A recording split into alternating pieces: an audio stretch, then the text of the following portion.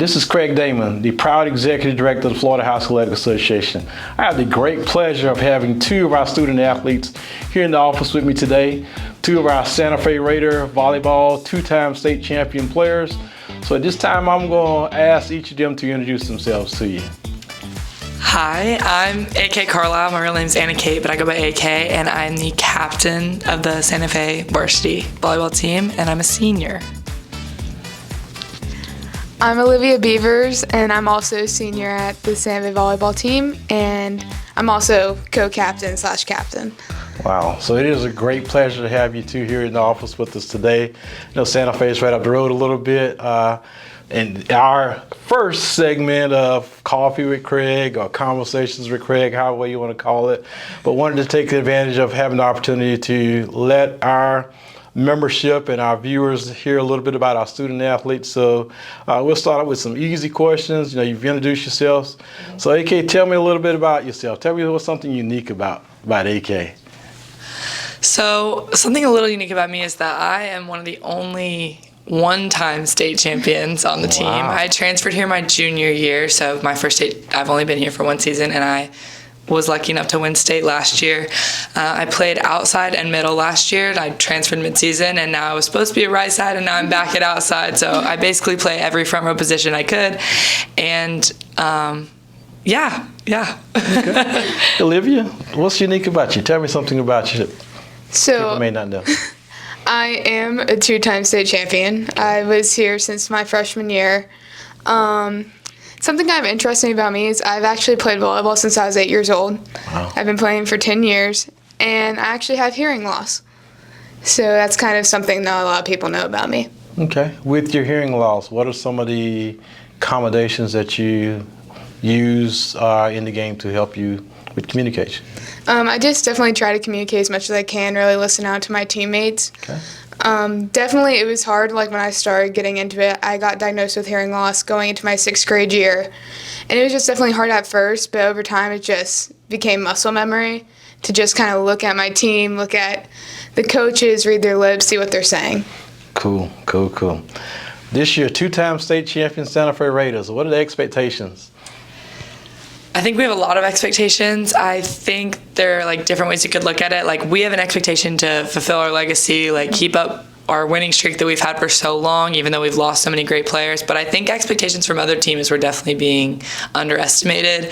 I think that a lot of people think that this is their opportunity to beat us, and on our side of the court, our coaches, our staff, our teammates, like we don't view it like that. Yeah. We totally view it as like we want to keep up what we've been doing. Okay. Yeah, definitely I'm going to build off of that. We're definitely being seen as like the underdogs. Obviously, we lost an amazing senior class last year, phenomenal athletes. But we definitely just are going in with that underdog mentality. We just want to show everyone like, yeah, we lost them, but we're still here. And we're still here to come back and try and get a three-peat. Okay. And as a former coach, former player, I know the off-season plays a huge role into your success during the season. What's some of the things that you've done individually as a volleyball player during the off-season and as a team to prepare for this upcoming season?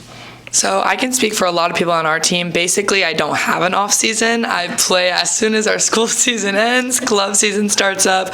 So I basically, since we are lucky enough to have made it so far into the state championships, we end in November and club practice starts up in December. So I really don't have much of an off season, and then because club ends in July. Okay. So then once club ended, I keep working out, I train, and then we had school workouts, train then, and then everything started up pretty quickly after that with practices and tryouts. Okay. Same thing for me here. I went straight to club after our high school season was done, and then over the summer I did a lot of going to the gym, a lot of weight training, running, a lot of exercise just to stay in shape and build up endurance for this next season. Okay. And hearing all this volleyball that takes place year-round, how do you guys stay on top of your grades academically? How do you find ways to prioritize your studies? I actually will say it's really, really difficult. I'll speak for both of us. We're both very into our academics as much as our athletics are, and it's honestly a really difficult task to stay on top of everything all at once, but we have to use the time we have. Like, I have to skip out at events sometimes, and I have to sit there in the gym before practice and sit down and do our homework, and it's a lot of, like, I will say our school during school season is a lot community based, so a lot of our teachers are super understanding. Like, they'll know we have practice, and they'll help me out with everything, but it's just a lot of advanced level time management skills. Yeah, like any chance I have off, I'm pretty much working on school, trying to keep my grades up. Like we should. Oh, sorry. Like she said, we were both very into our academics. Both, what I would consider extremely smart. We put a lot of time into that. So we definitely, whenever like a late practice ends, most of the time I'm doing homework, working on school. Okay. And going back to last year, 2022 November, at Polk State College, there watching you guys play volleyball and expectations going into that game. What did it feel like when that last point was won and you guys realized you were state champions again? So this is a story I don't think I've ever actually told, but I was, just because I only played 3 rotations in and out, like Olivia did, I was on the bench the last point, and I was sitting next to Camille Johnson, who was one of our seniors last year, who was outside, who also played 3 rotations in and out. And it was point like 24, we were about to go in last point, and Camille and I, she grabbed my hand and she said, "We're about to be state champions." And I was like, "We're about to be state champions," because Camille and I were one of the only ones who hadn't won before. And we were like, "We're about to be state champions." And then we like slowly stood up as the point was going, and then we like bolted on into the field onto the court, and it was the best feeling ever. Like, I have unfortunately lost a state championship before, and that is one of the worst feelings in the world, and winning the state championship made it all worth it. I mean, it was the best feeling in the whole world.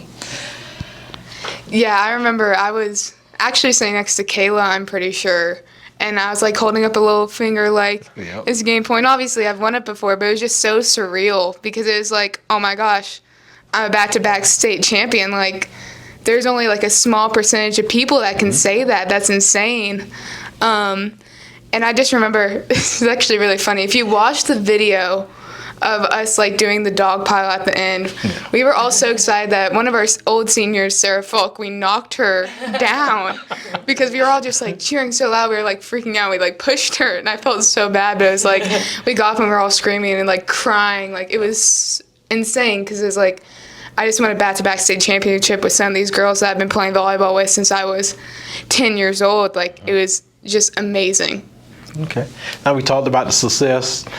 Let's get into some pregame stuff. Okay. What's your pregame meal? What's the meal of choice for pregame? Okay, so I don't know if other schools do this, but Coach Eric basically just says, free for all. Go wherever you want. Just meet back here at this time.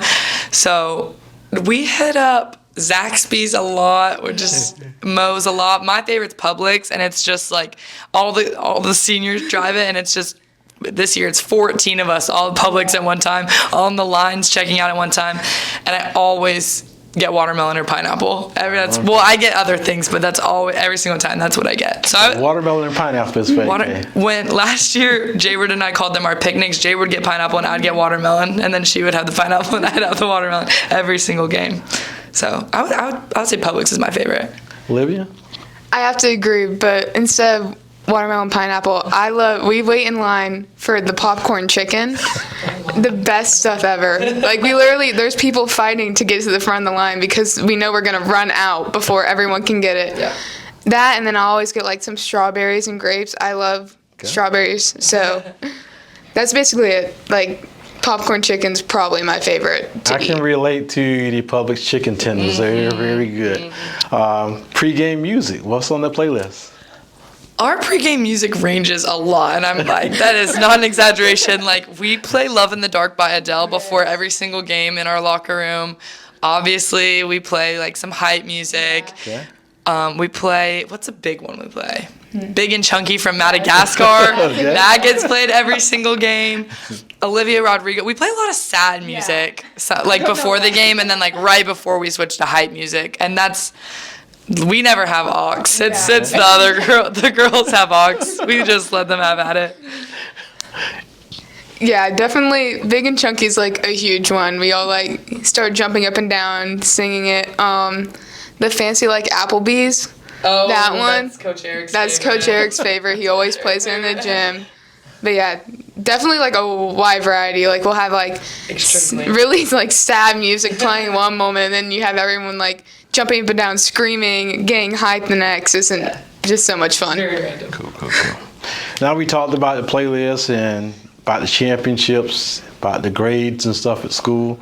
What advice as a seniors to be, would you give to freshmen or middle school students, elementary school students that are looking to play volleyball or get involved with sports? What advice, now that you've been through all those stages, what advice would you give to those students? I would say that there's a fine line between cockiness and confidence is like the biggest thing, not like just kind of disposition wise. I think it's like I struggle with it as well. Like I think that every player should have confidence on the court. I don't like to see timid players, don't like to see girls being shy or scared.